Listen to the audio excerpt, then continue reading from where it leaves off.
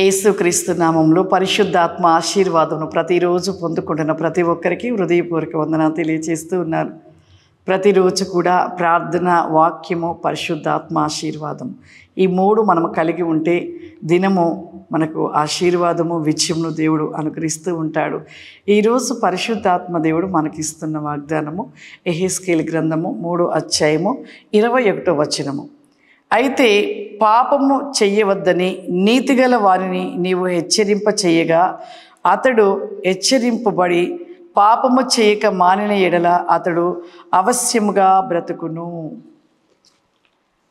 చాలామంది ఈ రోజులలో హెచ్చరిస్తే ఎలా ఉంటూ ఉందంటే, ఈ తప్పు చెయ్యొద్దు, ఈ పాపము చెయ్యవద్దు, ఆ పాపము జోలికి వెళ్ళొద్దు అని చెప్తే, ఒకవేళ గట్టిగా చెప్తే ఇక వారు ఎలా ఉంటున్నారంటే వారి మీదికి తిరుగుబాటుగా చేస్తున్నారు. ఎక్కడ లేని కోపం వచ్చేస్తుంటుంది. ఒక మనిషి జీవితంలో ఎన్నో బలహీనతలు ఉంటూ ఉంటాయి.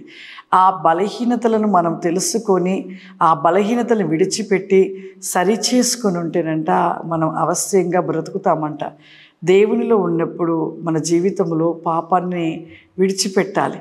ఇక్కడ అందుకే అంటున్నాడు, పాపము చేయవద్దని నీతిగల వారిని నీవు హెచ్చరింప చేయగా. మొదటగా నీతిగా కలిగి యథార్థతను కలిగిన వారు ఎంతోమంది పడిపోతూ ఉన్నారు పాపంలో. అలా పడిపోయిన వారిని హెచ్చరిక చేసి సరిచేయుట, వారు ఆ యొక్క హెచ్చరికకు లోబడి విని నడుచుకుంటే వారంటే అవశ్యంగా వారు బ్రతుకుతారు. దేవుడు వారిని ఆశీర్వదిస్తాడు. దావీదు తప్పు చేసినప్పుడు నాతాను ప్రవక్త వచ్చి హెచ్చరించినప్పుడు దావీదు ఒక్క మాటైనను కూడా మరి ఎందుకు నేను ఒక రాజును నన్ను హెచ్చరిస్తున్నావని అనలేదు నాతాను ప్రవక్తను. ఎప్పుడైతే నాతాను ప్రవక్త గద్దింపుతో చెప్పినప్పుడు దావీదు లోబడ్డాడు, భయపడ్డాడు, రొమ్ము కొట్టుకున్నాడు, ప్రలాపం చేశాడు. అయ్యో నేను పాపం చేశానని మొత్తుకున్నాడు.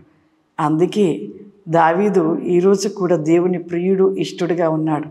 మన జీవితంలో సేవకులైన, ఇంకా మన తల్లిదండ్రులైన, అన్నదమ్ములైన, ఒక అక్క చెల్లెలైనా మన తప్పు ఏదైనా ఉన్నప్పుడు వారు మనం గద్దించినప్పుడు మనం లోబడాలి.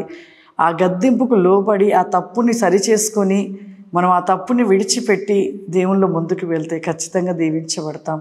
మరి ముఖ్యంగా మందిరాలలో సేవకులు గద్దిస్తే ఈ రోజులలో అస్సలు, ఒకవేళ తప్పు చేస్తుంటే ఇలా ఎందుకు తప్పు చేస్తున్నామని గద్దించినప్పుడు ఆ గద్దింపుకు లోబడక ఏం చేస్తున్నారంటే ఆ మందిరాన్ని విడిచిపెట్టి ఇంకో మందిరానికి వెళ్తున్నారు. ఇక్కడికి పోతే ఇంకొక కాడికి వెళ్తాము. ఏంటి ఇక్కడే ఉన్నాడా దేవుడు, వేరే కాడ మందిరంలో లేడా, ఈ పాస్టర్ గారు నన్ను గద్దించాడు అనేసి అలా మందిరాలను మారుతూ ఉన్న వాళ్ళు ఎంతోమంది ఉన్నారు. దయచేసి అలా చేయబాకండి. దైవచనులు ప్రసవేదన పడి మిమ్మల్ని కనినప్పుడు మిమ్మల్ని సరిచేయటం కోసమే, మిమ్మల్ని పాపం నుండి మరి దేవుని వెలుగు మార్గంలో నడిపించడం కోసమే దైవ సేవకులు చేస్తున్న ఆ యొక్క ప్రయాసము, వారి యొక్క ప్రసవేదన. ఆ యొక్క ప్రసవేదని మనము తృణీకరించి మరి సేవకులు గద్దించారని విడిచి వేరే మందిరాలకు పరిగెట్టినట్లయితే నీ ప్రతిఫలం అక్కడ ఉండదు, వెళ్ళిన కాడ ఉండదు. ఒక గాడ నాటపడినప్పుడు నీవు అక్కడ గద్దింపుకు లోబడి సరిచేసుకుంటే నువ్వు గొప్పోడు అయిపోతావు. ఒకవేళ నువ్వు ఆ గద్దింపుకు లోబడకపోతే మరొక కాడికి వెళ్ళినా మరొక కాడ అక్కడ నీ పాపంను బట్టి, నీ క్రియలను బట్టి అక్కడ సేవకుడు గద్దిస్తే ఇంకొక మందిరానికి వెళ్తావు. ఇలా మారుకుంటూ వెళ్ళి నీ జీవితాన్ని సరిచేసుకోక ఇక అలాగే పాపం నుండి చివరికి ఎక్కడికి వెళ్ళిపోతామంటే నరకాగ్నిలో పడిపోతాం. దైవజనులు కేవలం ప్రతి మనిషి మంచి మార్గంలో నడవాలి, పాపమును విడిచిపెట్టాలి, నీతి, యథార్థత, సత్యాన్ని కలిగి ఉండాలని దైవజనుల యొక్క ప్రయాసము, తపన. ప్రతి ఒక్క బిడ్డ సరి కావాలని, కానీ విశ్వాసాలను పాడు చేయాలని ఏ సేవకుడు అనుకోడు. ఏ సేవకుల ప్రసవేదన, ప్రయాసము విశ్వాసాలను సరిచేసి దేవుని వెలుగు రాజ్యంలో నడిపించి వారిని దేవుని యొక్క రాజ్యపు మార్గంలో వెళ్ళినట్లుగా చేయాలని చూస్తుంటారు. కాబట్టి గద్దింపుకు లోబడిన వాడు మరి వర్ధిల్లుతాడు. ఇక్కడ అందుకే ఎవరైతే నీతిమంతులుగా ఉన్నవారు తప్పిపోయి పాపములు పడినప్పుడు ఆ గద్దింపుకు విని లోబడితే ఖచ్చితంగా వారు అవశ్యంగా బ్రతుకుతారంటే ఖచ్చితంగా వాళ్ళు జీవింప చేయబడతారని వాక్యంలో రాయబడినట్లుగా మన జీవితాలను సరిచేసుకొని ప్రతి విషయంలో మనము దేవునికి ఇష్టకరంగా నిలిచి ఉన్నాం. ప్రార్థన చేసుకుందాం. సర్వశక్తిమంతుడ దయగల తండ్రి, నీకు వందనాలు చెల్లిస్తూ ఉన్నాను ప్రభువా. గొప్ప దేవా, సర్వాధికారి, నీకు స్తోత్రములు చెల్లిస్తూ ఉన్నానయ్యా. పరిశుద్ధాత్మడా, నీకు వందనాలు. When my Lord the list and be go because tell favour him. ఈ ప్రోగ్రాం చూస్తున్న ప్రతి ఒక్కరిని కూడా ప్రభువా ఇప్పుడే మీరు ముట్టమని అడుగుతున్నానయ్యా. ఎవరైతే ఈ ప్రార్థనలు ఏకీభవిస్తున్నారో తండ్రి, ప్రతి ఒక్కరిని నా ప్రభువా మీ శక్తి చేత నింపమని అడుగుతున్నానయ్యా. ఈ అంత్య దినములు మీ ఆత్మ చేత ప్రతి ఒక్కరిని నింపండి ప్రభా. మీ అభిషేకం చేత నింపండి అయ్యా. దేవానికి స్తోత్రం అయ్యా.